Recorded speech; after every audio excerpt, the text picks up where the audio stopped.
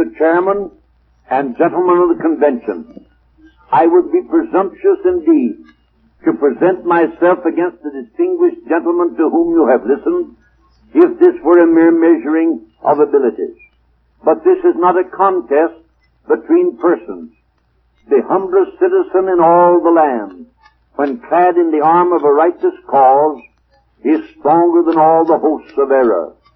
I come to speak to you in defense of a cause as holy as the cause of liberty, the cause of humanity. When this debate is concluded, a motion will be made to lay upon the table the resolution offered in commendation of the administration, and also the resolution offered in condemnation of the administration. We object to bringing this question down to the level of persons. The individual is but an atom. He is born, he acts, he dies.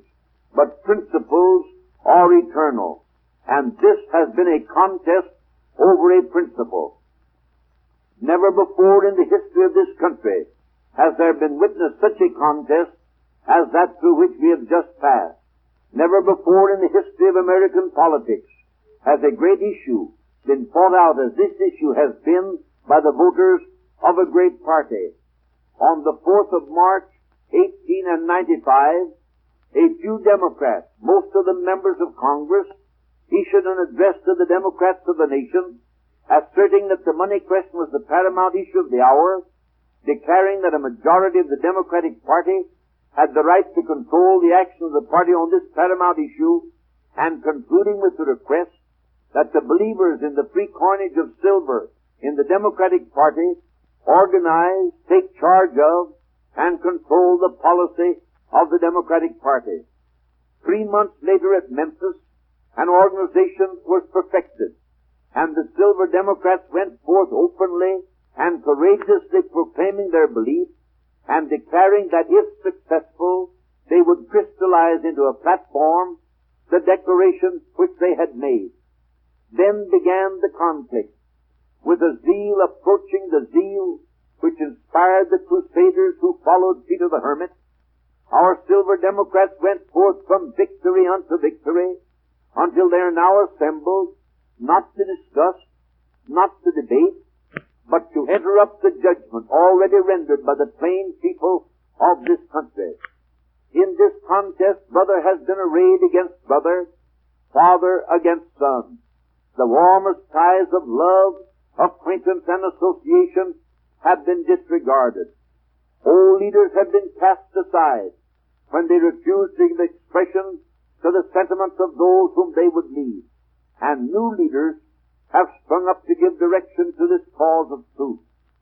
Thus has the contest been waged, and we have assembled here under as binding and solemn instructions as were ever imposed upon the representatives of the people.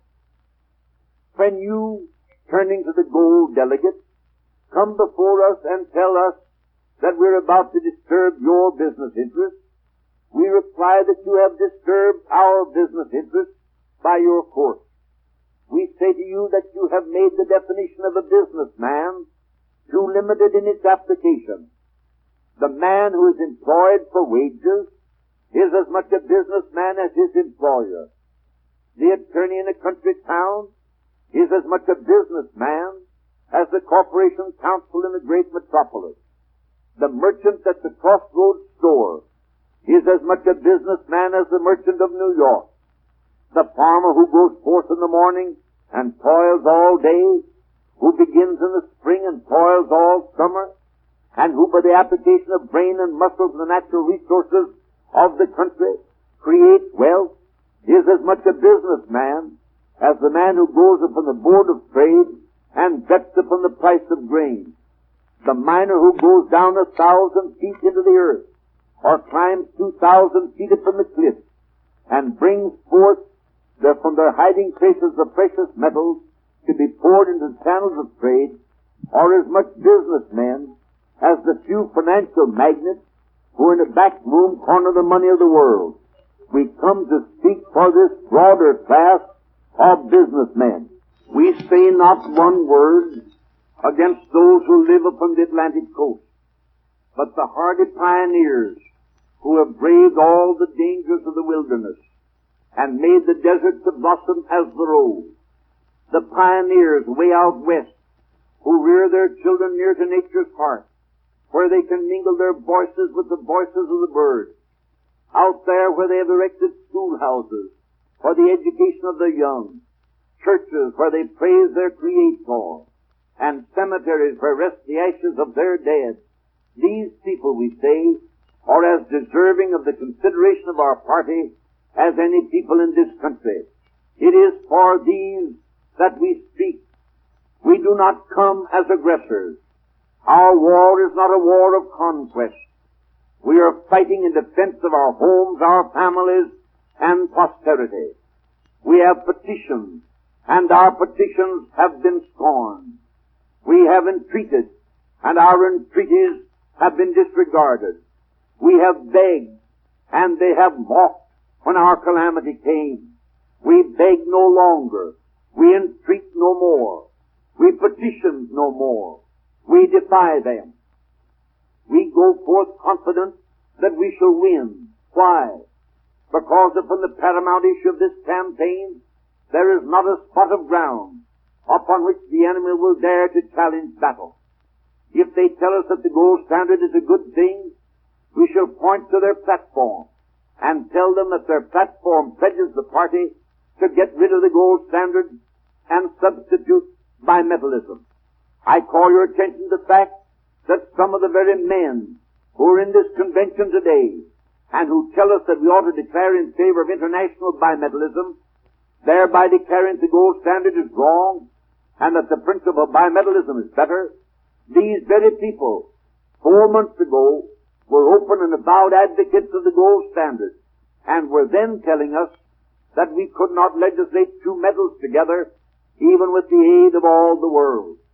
If the gold standard is a good thing, we ought to declare in favor of its retention and not in favor of abandoning it. And if the gold standard is a bad thing, why should we wait until other nations are willing to help us to let go? If they tell us that the gold standard is the standard of civilization, we reply to them that this, the most enlightened of all the nations of the earth, has never declared for a gold standard, and that both the great parties this year are declaring against it. More than that, they will search the pages of history in vain to find a single instance where the common people of any land have ever declared themselves in favor of the gold standard. They can find where the holders of fixed investments have declared for a gold standard, but not where the masses have. Mr. Carlyle said in 1878 that this was a struggle between the idle holders of idle capital and the struggling masses who produce the wealth and pay the taxes of the country. They tell us that the great cities are in favor of the gold standard. We reply that the great cities rest upon our broad and fertile prairies. Burn down your cities and leave our farms, and your cities will spring up again as if by magic. But destroy our farms, and the grass will grow in the streets of every city of the country. We care not upon what line the battle is fought. If they say bimetallism is good, but that we cannot have it until other nations help us, we reply that instead of having a gold standard, because England has, we will restore bimetallism, and then let England have bimetallism because the United States has. If they dare to come out in the open field and defend the gold standard as a good thing, we will fight them to the uttermost. Having behind us the producing masses of this nation and the world, supported by the commercial interests, the laboring interests, and the toilers everywhere, we will answer their demand for a gold standard by saying to them, you shall not press down upon the brow of labor this crown of thorns. You shall not crucify mankind upon a cross of gold.